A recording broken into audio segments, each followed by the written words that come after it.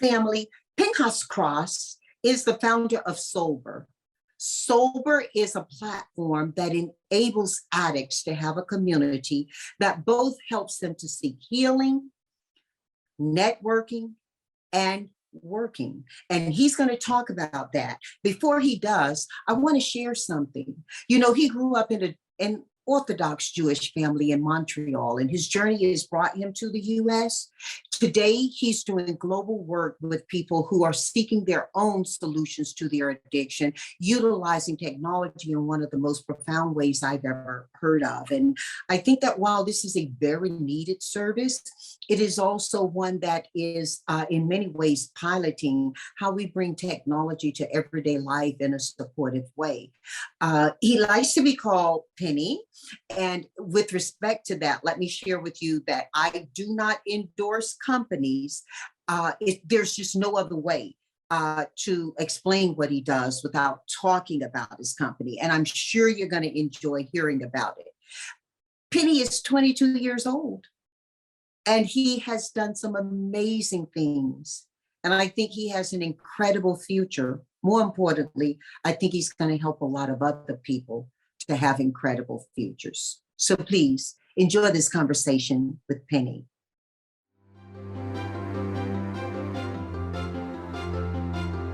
Hey, Penny. Hey, Janice, how are you? Oh, I'm so wonderful. Even better because we're having this conversation today. And, you know, I know that we're going to be talking about addiction, but I think we're having a conversation about so much more than addiction, because there's so much that leads up to, feeds from, and it's important to know how we work forward from it. Don't you agree? I 100% agree. Addiction leads into many different topics, which leads into kind of everything that goes on in the US today, especially due to COVID. With what it brought on. I was thinking about this, you know, as we were dialing in, I was thinking addiction takes many forms as well. Sometimes people have addictions and they're not even recognizing it as such. And if they can catch those early addictions, it may help them to wane away or weed away from some of the ones that follow that we more typically approach and we need therapy or deeper sessions of help for. Don't you think that's true? Well, over the last 5 years, actually, 3 new addictions were added to the DSM-5. If you look, the video game pandemic, cell phones, and food were all added to the DSM-5 as notable addictions, which people overlook and people undermine the fact that it's actually something that can be harmful. And if I'm not mistaken, 17 people died in 2020 from sleep and food deprivation because of video games. And then a whole bunch died from obesity because of food addiction. So they're really overlooked and undermined addictions that are extremely painful and harmful to everyone that's in them and the people around them. Well, I'll tell you something. If we all belong to many communities these days, right? We have our digital communities, our work communities, our faith communities, our play communities, our ethnic communities.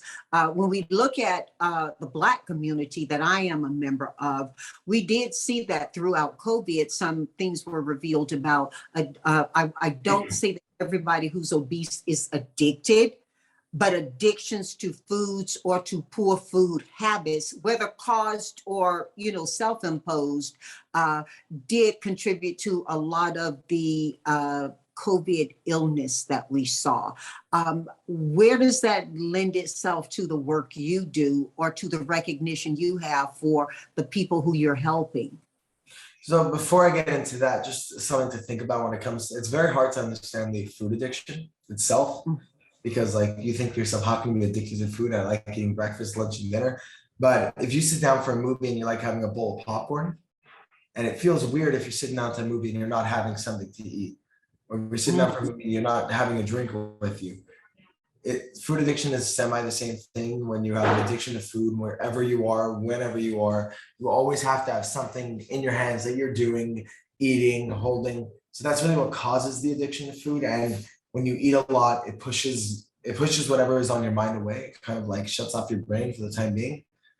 That's really what drives the addiction to food. But what I'm doing, I believe it can help people in the industry because we're not really taking away The addiction, the actual, whatever you're doing, whether it's gambling, drugs, food, sex, that's not the addicting substance. It's the trauma that it pushes away when you're in that stage of using that is the addicting substance. You know what? You're helping a lot. I bet you're helping a lot of people other than me just with that statement right there. And I'll tell you why, because when we think about like smokers, then help me understand the smoking has its own implications that are like the illnesses that come from it. And the smoking itself may be an addiction, but it's the holding the cigarette and the having something to do with your hands that's also a part. It's the fidgeting with the cigarette. It's the having my cigarette with my coffee in the morning. I'm guilty of that. I can't drink a coffee without a cigarette in the morning. It's the habits that are built from doing that certain thing that when you stop smoking, you get so irritated, you get so mad, you can't think straight. You need to have a cigarette in order to survive. Like that's kind of the same thing. It's not really on the same level as drugs and alcohol or gambling or whatever, or sex and all these addictions that literally destroy your life. But it's the same thing you're using to live and living to use in the same sense, because when you stop a cigarette, you get very irritated, you get very mad, you get edgy, you get impossible to be around. So it's on the same wavelength, but not on the same level of that. Well, you know, Penny, a lot of our family, and I refer to the people who are listening to us right now as our family, a lot of our family are aware of the stuff you and I are talking about. It's helpful to have the conversation because, you know, I think that when we don't talk about it, we can fall deeper as well, even if we think we already know it. But how far comfortable are you to share about your own life of addiction that helps to platform the conversation that you and I are I have having? nothing to hide. I'll go anywhere with my own life of addiction. Can you share with us how you grew up and tell us a little bit about your family, as much as they're okay with that, as you platform us for addiction? I grew up in a religious Jewish household. My parents were religious, their grandparents were religious, their great grandparents, it went on and on and on. So I grew up in a very traditional religious household. You know, we had everything. We had Shabbat dinner every week, where we don't touch our phones, we don't do anything. We had the Jewish holidays. We went to pray every morning. So all of that. And I have to say it was pushed on a little too much as a kid. And then going to religious Jewish schools, even worse, because they push it even more, and they push and they push, and they don't ask you, are you okay with this? You know, do you understand this? They just say, do it, do it, do it, without really giving you an understanding of what you're actually doing. And that kind of drove me away a little bit. When I was like 13, and in the Jewish religion, we drink a lot. So when I was like 13, you know, I'd go to these events and I'd have a drink at 13 years old. And then when me and my friend decided we're gonna try to smoke weed when we were 13. And it was not the best experience, but I liked the feeling I got from it. So going from there, you know, Where were you then? Where were you? Montreal. I was in Montreal, in school in Montreal. As I got a little older, 14, I started drinking more. You know, I started going out. I started like experimenting with pills, Oxy, Molly, Xanax, and all of those. And then when I was right when I turned 15, I left town. I left Montreal, I went to Connecticut for school. That's when everything started going off the rails. You know, I started drinking a lot more. I started doing much heavier drugs. I went from using pills to cocaine, and I started smoking heroin at that point as well. I kind of got myself in a really bad rabbit hole. And I was there for 3 years in that school. So my second year, when I was 16 in that school, I went to New York. I would ditch school. I had my friend's car. He thought I had a license. I showed him a fake license. And I would ditch school and I'd drive to New York and I'd stay there during the week. I had an apartment there. And I would come back to school on the weekends so they think I'm there. I didn't want them to know I was gone. So I always stuff something in my bed so they think I'm asleep. And when I was in New York, I started hitting the clubbing scene there. And since I was already like a heavy drinker and heavy on cocaine, everyone loves that down there in New York City. So I got very deep in with these random people. The main club I used to go to was Up and Down in the meatpacking district in Manhattan. And I got very close to this guy who used to sell cocaine.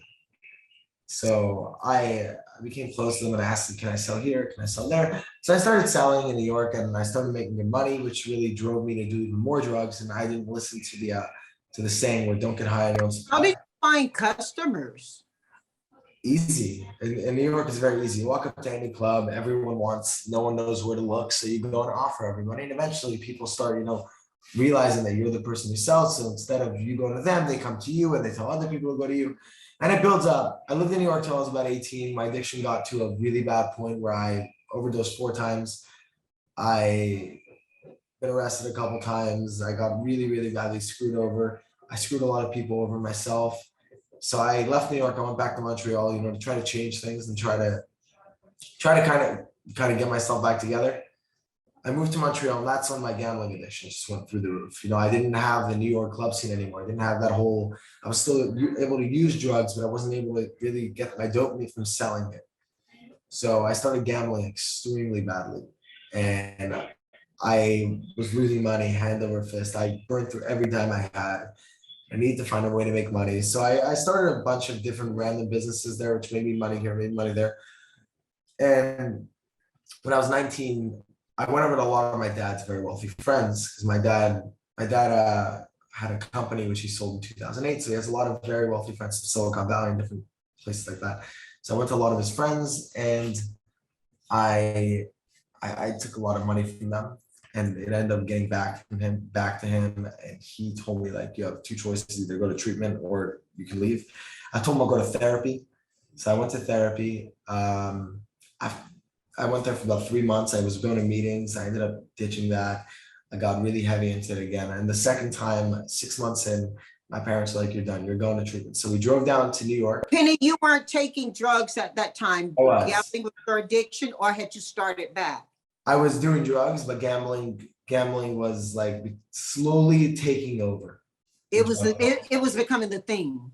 Yeah, it was becoming my MVP product, my number one I was doing. So we drove to New York. We stopped at this random hotel, and my parents like, you're going inside to meet this guy named Mark. I told him I don't want to go inside. So they called him to come outside. I met this guy, Mark, older guy, and he told me to come to a treatment center in Arizona. So I said, okay, fine, I'll go. Anyway, my brother's wedding, we went to his wedding, we had a great time. I did the last batch of drugs I was ever able to do. And right after the wedding at 2:30 in the morning, I hopped on a plane to Arizona. I got the treatment, and that's where everything got better there and also worse because I stayed sober ever since I walked into treatment. I'm 3.5 years sober. I have not used, I've not gambled, I've not drank, nothing. But treatment was far from helpful in the way that I expected. I thought it would be a good place to reflect, a good place to, relax, a good place to feel yourself, be yourself, not worry about anyone judging you, which was exactly the opposite. They just throw their beliefs on you. It's basically going from one belief to the next, and they're not really giving you a choice to choose what you want to do or understand what they're trying to throw onto you. And that's kind of what brought me to making my company Soulber. When you leave treatment, number one, when you're in treatment, you're just going through a whole batch of therapy. They don't really give you life skills. They don't teach you how to really live your life on your own. So when you leave treatment, you're thrown back into the world, and you're like a mouse in the city. You don't know where to go. You don't know what to do. You don't know how to get food, how to get a job, how to find a place. So what we do is we help people with reintegration by finding them a job, finding them a place to live, finding them a community wherever they are, whether you're Arizona, New York, California, Florida, wherever you are, we'll find you a community. And kind of building a full-blown virtual sober community throughout the whole world, while also giving them reintegration tools to get their lives back together. So that's really how my story blends into what we do. It's an amazing story. We're going to get deeper into it as well. I want to make sure, though, first we talk about, you're an educated guy. I mean, you attended rabbinical school. Did you intend to become a rabbi?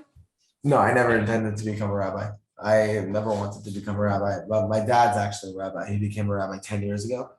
And after he sold his company, he wanted to vote his life to helping people, which I think is an amazing thing. And I admire him for it. I just would never do it. Well, you wrote something, and I'm going to read it. You said the U.S. only treats 10% of addicts who need treatment due to things like non-coverage by insurance and inability to afford treatment. Are services in your own business your attempt to help bridge this gap in any way that's been really successful or piloted? Or are you guessing at it right now? So the actual statistic of it, no, I'm not. If you look at the US, there's 27.6 million addicts right now in America, and only about 2.5 million get to go to treatment because they either have money or they have a good insurance plan. The other ones that are stuck on the street, and if they could go to treatment, it's the horrible treatment center that the owner is on crack. So it's really not a guessing game, it's a statistic.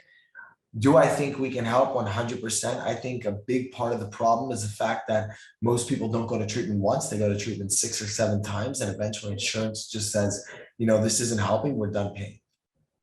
That's what a majority of it is. So by us helping them reintegrate, by us helping them rebuild relationships, we're reducing the amount of times they have to go.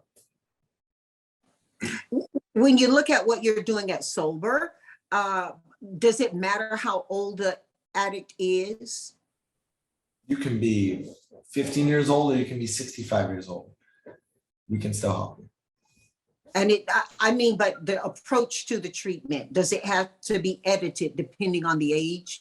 Not really. I mean, I went to treatment. I've been in treatment with 60-year-olds, and they did the same exact thing I was doing. So not really. I mean, of course, they have families, so there is different ways of doing things because they have kids. They normally have a wife and kids, so it's a very different situation. They're in their, like, literally their life is on the line. So it's a very different mindset they have than a regular person, a 22 or 23-year-old going into treatment who doesn't have a family to look out for. That's the real difference. Hey, Penny, a lot of the treatment models that we may be familiar with are include family as part of the treatment. How is Soulber approaching that differently when it comes to family? Because that's a big part of the conversation you've had, right? Unfortunately, treatment centers do not put family inside as much as they should. When they say that they integrate family into your treatment, they get on one call a week, a family call a week, which ends up normally going badly. So what we're doing, instead of having these calls, which end up turning into a screaming match, who can scream louder between the kid and the parents, when you're on our app, you have a job, you have a place to live, you have a community, you know, you're taking your drug tests, you're going to your meetings, and you're doing it all through our app. All that information is stored. Now your parents can actually see that information on their end. So your parents can see that you have a job, they can see you have a place to live, they can see your drug test results, they can see what meetings you go to, and they can hold you accountable, and they can see that you're actually doing what you need to do, which while the accountability piece comes in, it also helps them rebuild trust and start to see you as their kid again, or their loved one again, whatever it is. That's how we're trying to take that.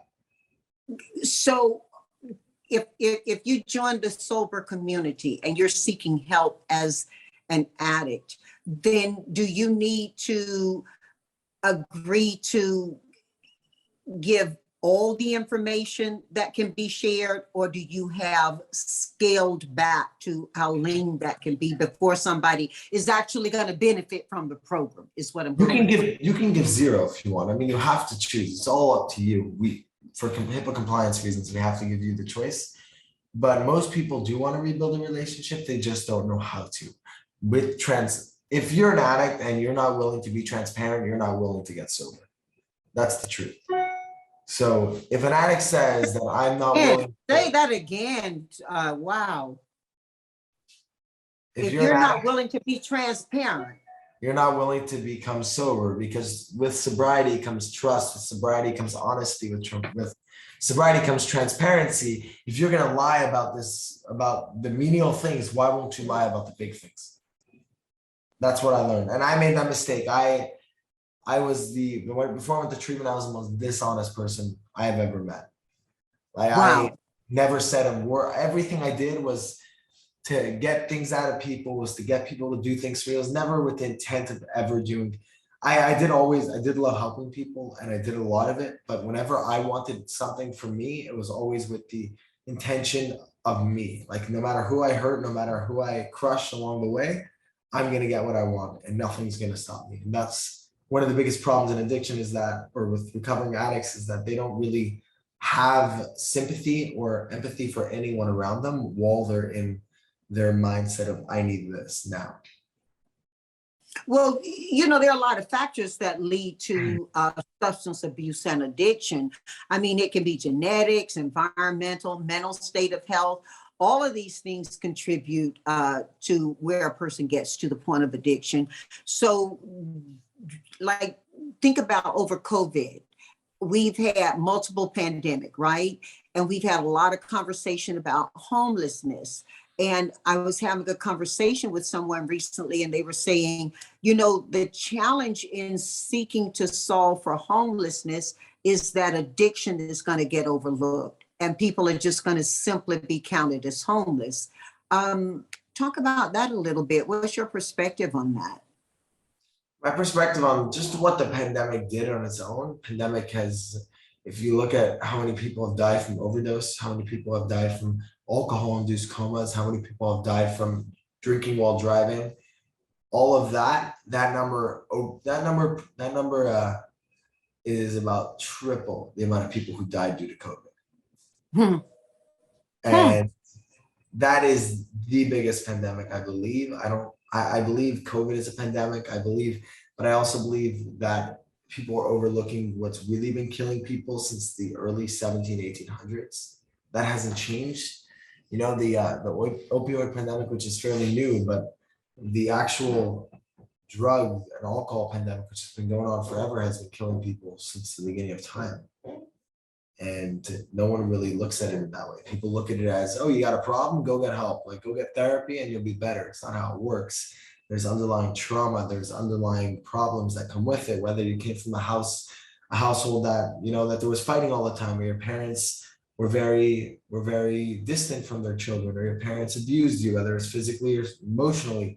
Whatever the case is, there's a bunch of trauma that's piled under what you're going through that's making you want to push your feelings down so much that you don't want to feel anymore. I don't know if you consider yourself an expert in terms of data around addiction, but I do have a couple of questions. I do have a couple of questions, because one of the things you are is an expert on what addiction feels like and what it is. Yeah. And one of them is, when we look at addictions, are people starting their addictions earlier, or are they having these issues in greater numbers? Or is it just that we're getting to you talked about transparency being one of the ways that you're going to really be honest about healing yourself? Are we just having more transparency to the evidence of addiction? Is it any bigger or worse than it is, given population increases would account in percentages?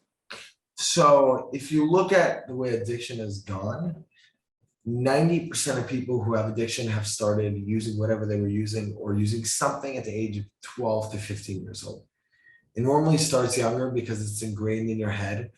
If you have an addictive personality, you're born with an addictive personality. Now, it doesn't mean they have to use drugs or alcohol. It could have meant that they like to play with a fidget spinner and they got addicted to it. That can start an addiction. Anything you do that is overdoing something can push you into that. But if you look at the most people who had addiction were people who have ADHD, people who come from abusive households, people who come from neglectful households, people who come from households that are really not divorced parents is a huge thing. Family member dying is a big thing. Like there's normally something that triggers what you're feeling that makes you want to push it down. So I believe a younger age is when it starts. Yes. More or less. I mean, there are also people who start later, but normally you start something at a younger age and it gets worse over time.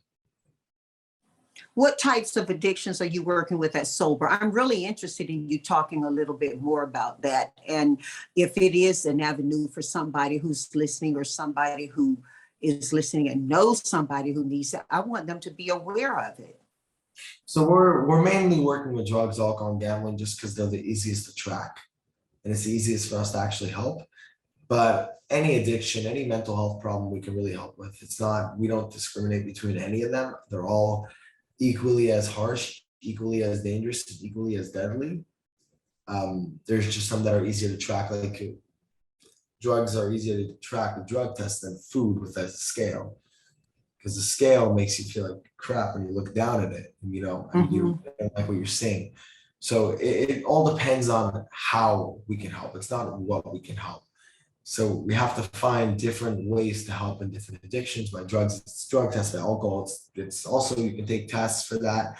By gambling, you can block off bank accounts. You can give secured bank accounts. There's different things you can do. I've yet to find a way to actually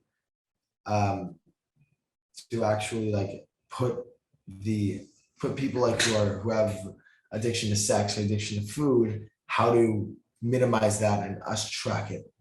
I'm still trying to find a way for that, but we'll help any addiction. If you have an addiction and you want to come on the app and sign up and reintegrate into society, it doesn't matter where you are or where you're at. We don't turn anyone away.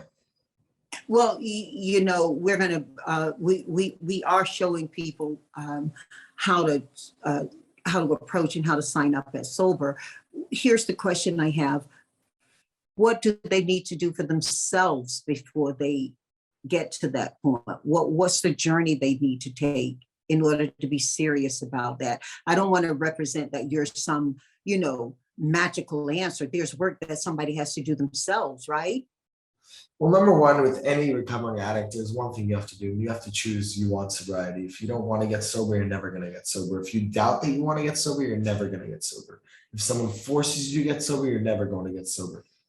So admit to yourself that you have a problem and then make a conscious decision to say, I want to get sober is number one. Number two, if you're on drugs, your uncle, go to detox. Otherwise, you're going to have seizures and heart attacks. Number three, I would advise going to 30 days of treatment because it does help, but it only helps for 30 days. I don't think you should go for 6 months. I went for 13 months, 8 different treatment centers. I do not think any of them were helpful. I think they gave me abstinence, which was cool, but they didn't give me tools. So I believe 30 days of treatment is good because it gives you 30 days of abstinence. It gives you time to be around other people who are going through similar struggles. Then I think we can help the best. If you don't go to treatment, we can still help. I just think taking the steps before going to treatment, going to detox, admitting to yourself that you want help, that's really the best steps to take before joining Soulber. You're one of the youngest entrepreneurs, I think, of a serious business that is not simply, I shouldn't say simply, not uniquely tech. I mean, you're offering a service inside of this tech. What's your dream for this company? To help as many people as possible. I mean, this is an amazing company, and it's a company that can last through anything, whether it's a recession or whatever comes. The recessions, the government gives a lot of money to mental health and addiction companies to help them stay afloat. So there really is no downside to actually running this like a good old fashioned American business and not trying to take it public just to cash out like everyone else. So my dream for this company is really to build it up where we have tens of millions of users using it around the world, and we can actually build the largest community of recovering addicts in one space. Wow, Penny. A lot of us have friends and family, co-workers who are battling with forms of addiction. How do we help them and get them thinking in a healthier way about their addictions without alienating them or pushing them away from help? Because as I sit here and I hear you talking about what you're doing, somebody's got to be receptive of it. They've got to be ready and want it. And I've seen circumstances where people have tried to get people to open up, and I don't know if it's timing, I don't know if it's approach, or I know the person's readiness themselves, the addict's readiness has to be a part of it. But how do you even begin that? Are there signs that you look for or methodologies you employ to, when it's not that formalized help yet, and it's just you and that other person? So the first thing to look for is if an addict comes to you and starts admitting stuff to you, but does in a very like menial way, they want to get something out of you. That's number one. you can't force someone to get better. You have to let them make the conscious decision. Sometimes all the time, addicts need to hit rock bottom before they'll get better. If they don't hit rock bottom, then they'll go right back until they hit the rock bottom. Do you think that's the truth for every addict, that they gotta hit rock bottom, or do they or have some event that occurs in their life that they can always have that effect that can happen, but the reality is until you hit rock bottom, you'll never understand what you didn't miss, you know? Like until what does bottom look like? What does bottom look like to the person who's not the addict? How do you know? Because I'm still trying to get to how to help somebody. And you can see you've got me tearing up a little bit. What do you need to know as the non-addict about what rock bottom looks like, or when it's the right time? Rock bottom somebody near death. It looks different for everybody. As a regular person, as someone who doesn't have an addiction, rock bottom for you may be losing your job, or rock bottom for you may be your car breaking down, or rock bottom for you may be your phone smashing and you need a new phone but you can't afford it. That can be rock bottom. But for an addict, the rock bottom is I've alienated everybody in my life, or I've destroyed everything I've ever built, or I've pushed away every person who ever liked me or wanted to talk to me, or I've used so many drugs that my body's about to shut off. A rock bottom can be anything. It really can be. There is no, this is rock bottom. But the cool thing about being an addict is that when you're an addict, it's a horrible feeling. But once you get sober, you have the opportunity that nobody else has. Is you're not starting from zero. If somebody loses their job and they run out of money, they're at zero. If someone has an addiction, they go to treatment, they come out, they're not at zero, they're at minus, because no one will talk to them, no one will help them, they have no money, they're in debt, they owe people money, everybody hates them, everyone thinks that they're a thieving, conniving piece of crap. That's really what goes through people's minds. So when you overcome that and you actually become successful, even with all those challenges that I just mentioned, it just makes for a much stronger and more sustainable life going forward. So rock bottom can be different for everybody. There is no, this is rock bottom, but I don't believe everyone needs to hit rock bottom. I do think that most people, until they hit rock bottom, they're going to go try to find the rock bottom. Well, you didn't have a Soulber. You had to invent Soulber. What keeps you from going back? The people I help. I have 6 people that I sponsor. I started a fund about 6 months ago to help put people in treatment, people who can't afford it. I didn't really raise. Me and my father put in money, and we put a bunch of people into treatment, and we're gonna start raising money to put people through treatment who can't afford it. But that's really what keeps me sober, is helping people and seeing them grow from what I've done makes me want to stay sober every day. Also, what I have, I mean, when I went to treatment, I lost everything. I alienated everyone. I pushed everyone away, and now, you know, I'm on amazing terms with my family. I have an incredible business I built. Actually just got engaged. I have a beautiful fiance, and I don't want to lose that. And if I ever did relapse, I wouldn't be, whether losing it or not, I'd be pushing it away. So all of that together mixed in with helping people keeps me sober. Penny, are you still an addict whether you're using or not? You know, like you can be a diabetic and not be in crisis. Are you an addict whether you're using or not? No, but there is instances where you can be.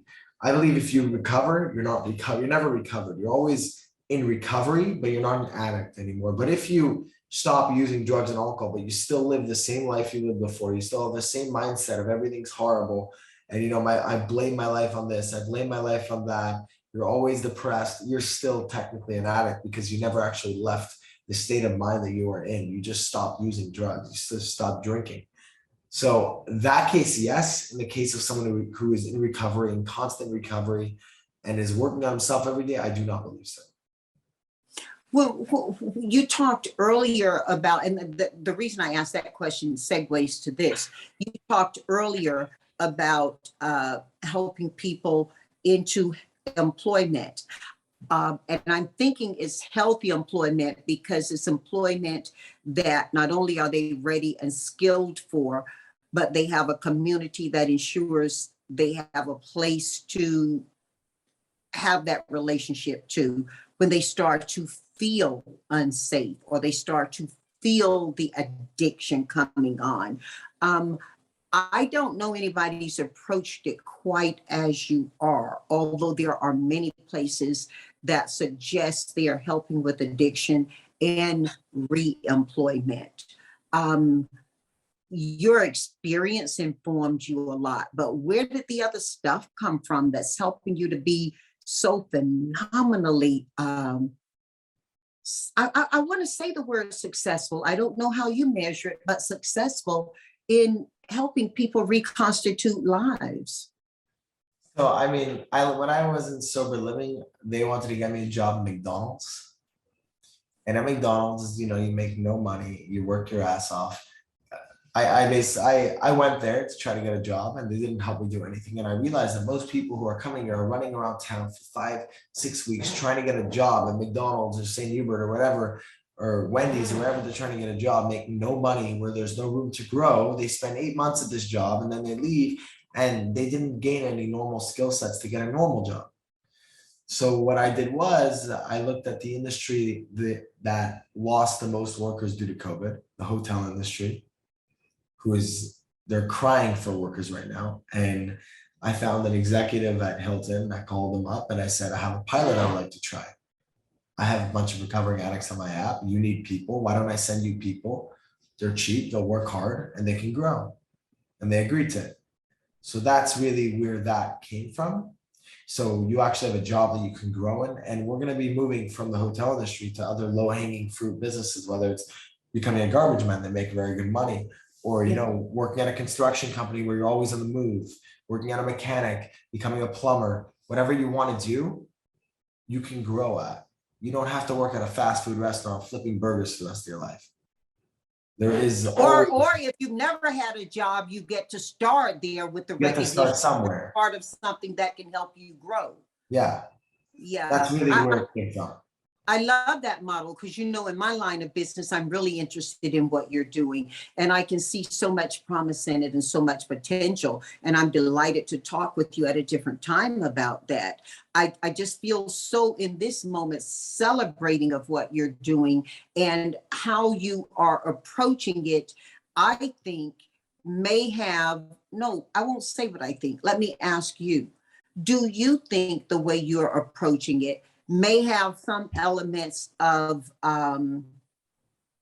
we talked about people having to hit their rock bottom, may have some elements of people now feeling safe to come into your community who haven't quite hit rock bottom, and you can help save people from having to go there. And I don't want this little Southern Baptist girl to have this idea that you're going to save people. We both have our relationship with our faith. And, I just am thinking that younger people grew up in an app world and maybe they trust the evidence of what you're doing and the tools you're using to do it in a different way than an older addict might. And so maybe there's some opportunity to help people before they hit rock bottom. I do believe with what we're doing, we can help people miss rock bottom, because we're not giving you a bunch of therapy and saying deal with it. We're giving you a life to actually build. We're not just making a life where you can get a job and find a place. We're bringing family into the mix. And we're building the bridge between life and family and mixing it together. And recovery is right in the middle of that. Normally, recovery is the wall. Addiction is the wall between family and success in life. So once you build a bridge over that wall, there is no more, I have to climb over the wall to try to see what's going on. The transparency is whole. The transparency between family and what you're doing becomes one. And I think that's the answer to addiction. everyone's trying to give all these answers where therapy is the answer, this is the answer, that's the answer, AA is the answer. I don't believe any of that. I think the answer to addiction is connection. The answer to addiction is trust, is honesty. That's the answer to addiction. And nothing else matters if you don't have those three attributes, which is honesty, trust, and connection. If you don't have that, you don't have a community, you don't have a life to actually build. So you can try all you want going to AA, you can try going to treatment for the rest of your life, but you're not going to get better if you do not understand that the number one attribute is honesty, and the number two is connection, and number three is trust. And without those three, addiction does not go away. You know, I have a friend, John, who told me years ago when he was dealing with some things in his own life, something that has stayed with me. And it was, we're only ever as sick as our darkest secret. And I think what you're saying really brings light to that comment. And I think it may be valuable whether you consider yourself addicted or not. I think what you're saying has a lot of truth in it, in healing relationships and not just addictions. Yeah, I agree. It has to do with that. It has to do with everything. It doesn't just, it can go with addiction, it can go with relationships, it can be mental health, depression, anxiety. It can really intertwine between all those different illnesses, because everyone who has addiction has a mental illness, whether it's depression or anxiety. Everyone who has a mental illness has a demon inside them, which is the same thing, essentially. You talked about family. What about those addicts? And I'm thinking now of some of the people who I have met and seen and learned about who don't have family operating in their lives right now because they're I'm going to speak particular to a community, and that's a lot of the young LGBTQ community who are not accepted by their family for that. And so their addictions are layered on top of not having a family. Where does Soulber help them, or does Soulber help them? When we say family, of course, the first thing that comes to mind is parents, siblings, grandparents, aunts and uncles. You can't choose the family you were born to. You can choose the family you choose to live with. And that's really what it is. A family can mean 5 recovering addicts that you went to treatment with, that you really liked and you hang out with every day, and you consider that your family. A family doesn't have to be your blood relatives, because a very high percentage of people with addiction, their blood relatives are more toxic to their recovery than the drugs are. So it doesn't have to be blood relatives. It can be anyone. It can be your sponsor, it can be your friend, it can be your friends from school, it can be your friends from treatment, it can be your sponsor, it can be anybody who you choose to bring in as your family, to really be your family.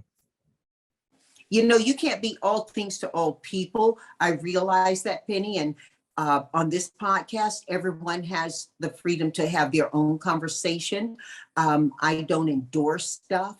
I am just so enamored of the work you're doing and the way you are approaching it that my enthusiasm may sound like an endorsement. I'm truly wanting people to be aware of what you're doing to secure their own endorsement if they choose it or not.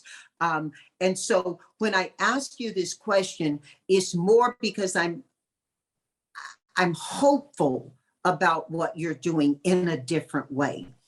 When we look at over the last 2+ years, where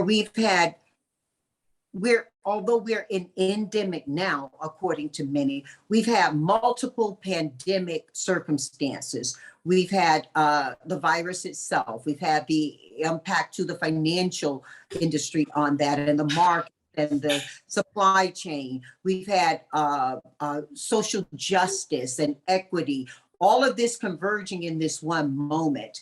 When we look at that and we see where addictions have, quote unquote, flourished in that, how then do people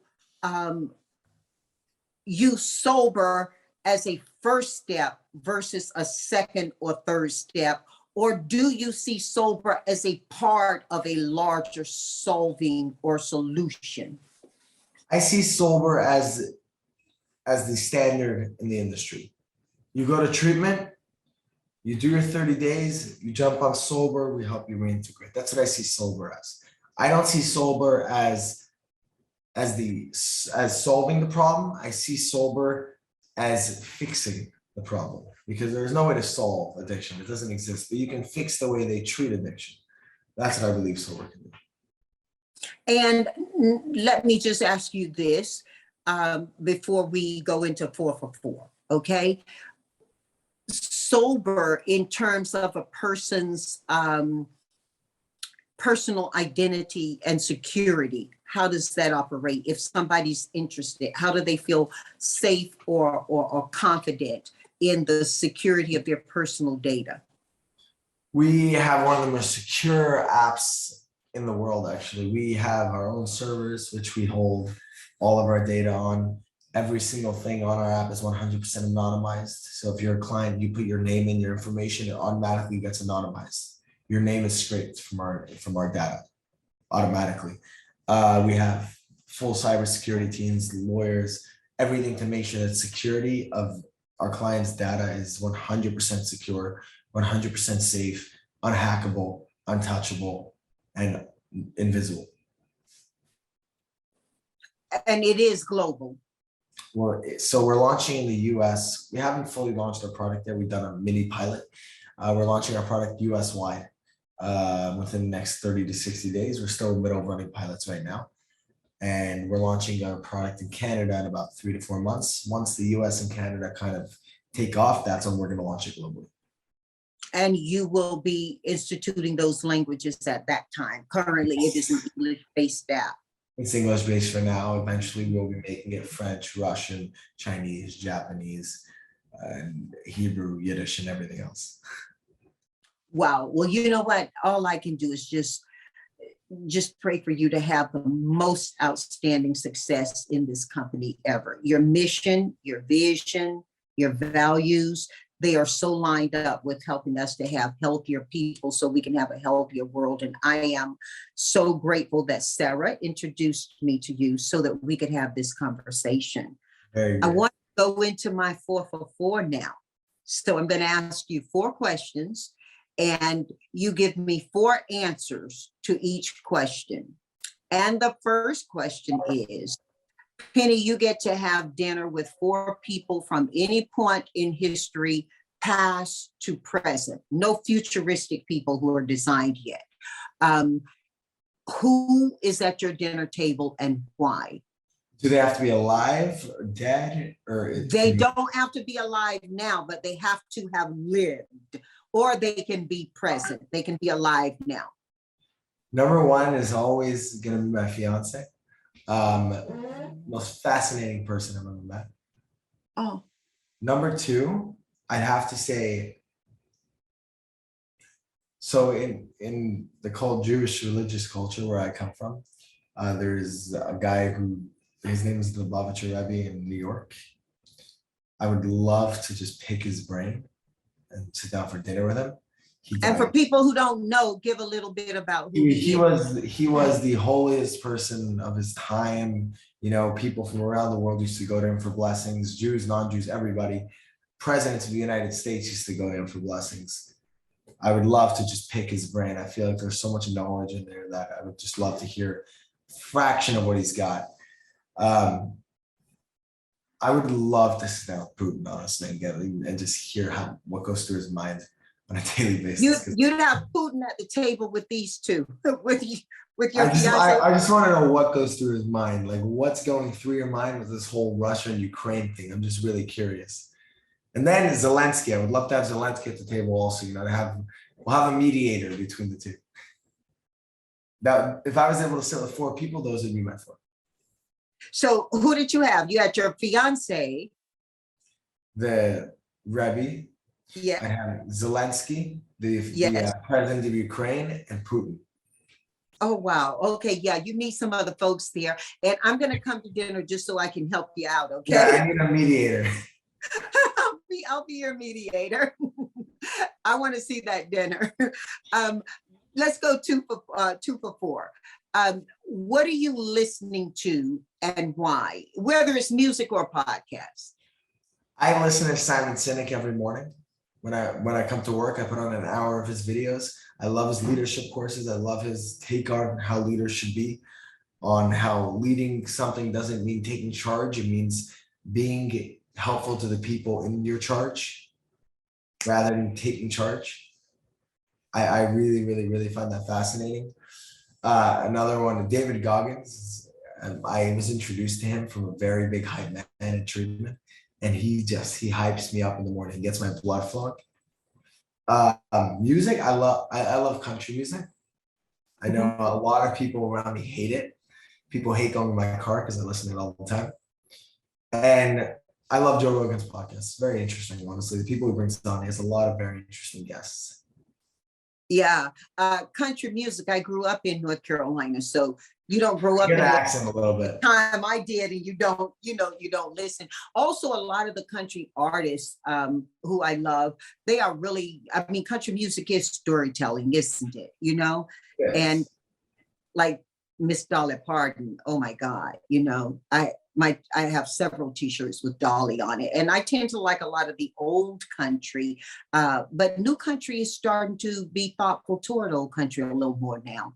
So I won't get into the artists or anything, but I really do lean when I pull out my playlist. It's usually the older country artists on it. I like the older country artists. I think they have a lot more meaning to their songs than the new country artists. Yeah, and their instrumentation, I think, was just brilliant. So I love it. So we meet on that point. We meet on a lot of points here. Let's go 3 for 4. Let's go 3 for 4. 4 books you recommend to our family. And as you've alluded to, and I've told you, the people who listen in here are our family. So what 4 books do you recommend they read and why? I wish I had 4 books. I've only read 3 books in my life, though. I could recommend the 3 books I've read. Okay. Number 1 was Richard Branson, the story of his life, of how he started his company, how he started Virgin, how he traveled the world on a hot air balloon, and really how he integrated family and his family into the business without ever turning them away or without ever neglecting. I find that fascinating. Number 2, which actually this is I find in one of the most fascinating people, Dax Silva, the founder and CEO of Lightspeed. He's an extremely close family friend of ours, and he has an incredible story about he converted to Judaism. He grew up Catholic, and he has an incredible story of how him as a minority, and he's a gay minority, and he started a multi-billion-dollar public company today, and it's an incredible thing that he's done. So he has a book called Age of the Union. I think it's extremely. How old is he now? 42, I think. Wow, that's going to be very. So he has a book called Age of the Union, talking about how to preserve the earth. I don't fully understand this book. I think it's very interesting how he wrote it and his story in itself. I think it's an extremely interesting story. And number 3. Do you read your books as paper or do you read digitally? These books I've read as paper. I normally don't read books. I've only read these 3 books in my entire life. So so do you highlight in your books? Do you highlight them? Not really. I just like to read them, and then, I put them away. I respect you. I highlight so heavily. And then there's a man named Bob Luxembourg. He's a guy from Montreal. He's a real estate mogul, and he wrote a book called Mind, Money, and Wealth, teaching the younger generation how to really create generational wealth rather than, the young wealth where people are creating wealth, they're spending all their money, and then they're going broke before they turn 30. So it's a very interesting book as well. And have you finished that book? Yes, I finished all 3 of those books. Yeah. Awesome. Well, look, I love that. Maybe your 4th book will be the one you write. I think so. I think my 4th book will be my book. Yeah, I'll ask you to come back and talk about that 4th book, okay? When it comes out, we'll definitely do another episode. Okay, so now we're gonna go 4 for 4 before I let you go, because I'm enjoying the time so much. And I am so grateful for all the help I know you're giving people on how to have a new approach that can be a deeper and a better approach to solving for addiction, to healing, and to helping. Here's four pieces of advice you give our family, and why. If you give advice in this moment, Penny, that you have received from someone else, be kind enough to say who it was. First piece of advice, and this is not from someone else, this is from my experience of growing up. I grew up in a very, very, very lucky family. My family always extremely successful. We never really had any hard times. And I have learned this from a very young age. Success is not about how much money you make.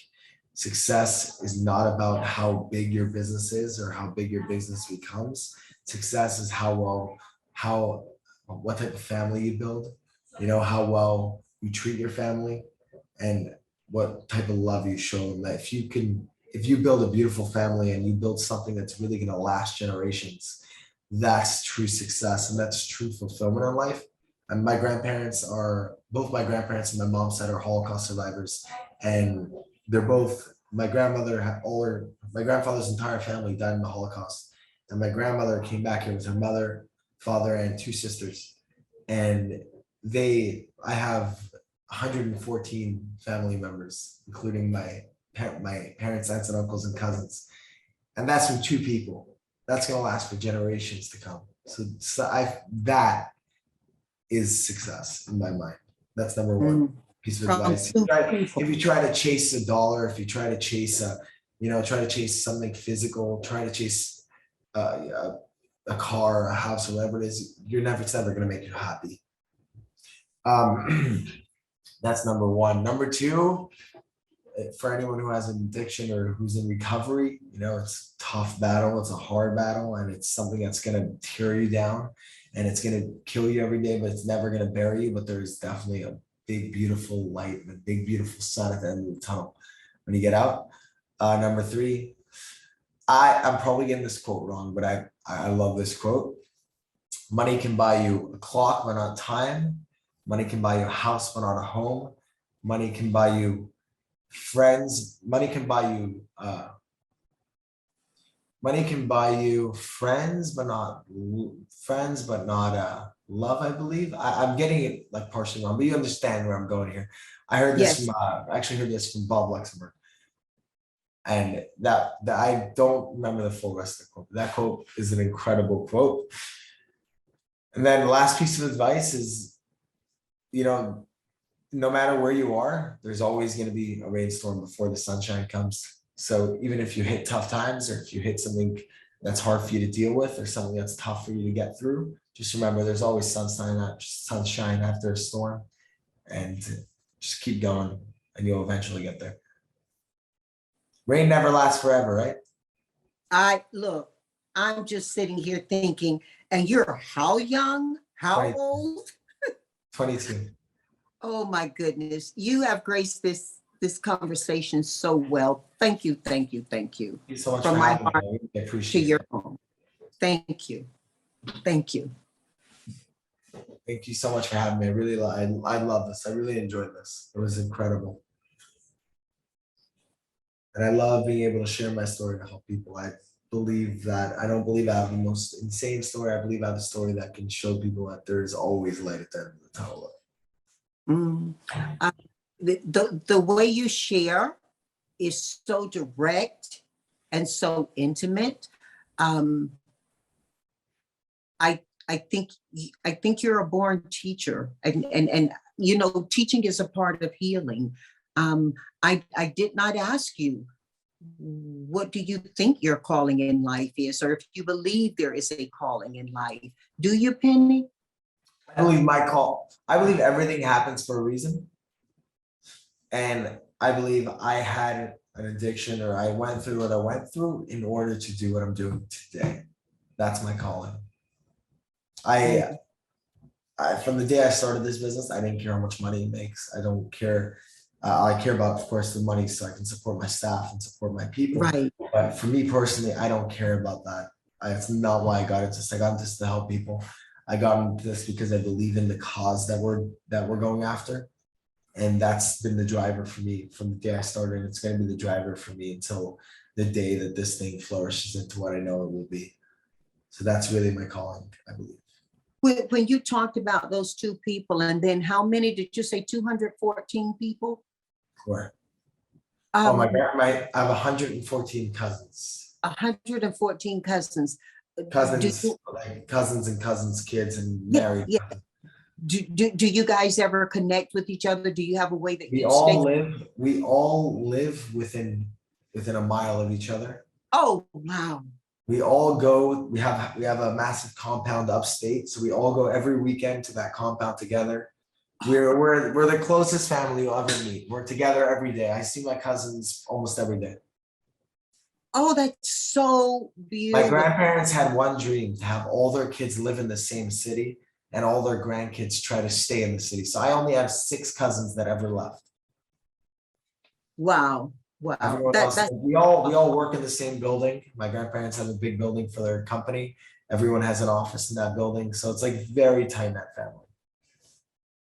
Okay, look, we got to do a check-in at some point in the future that we define and we are intentional to.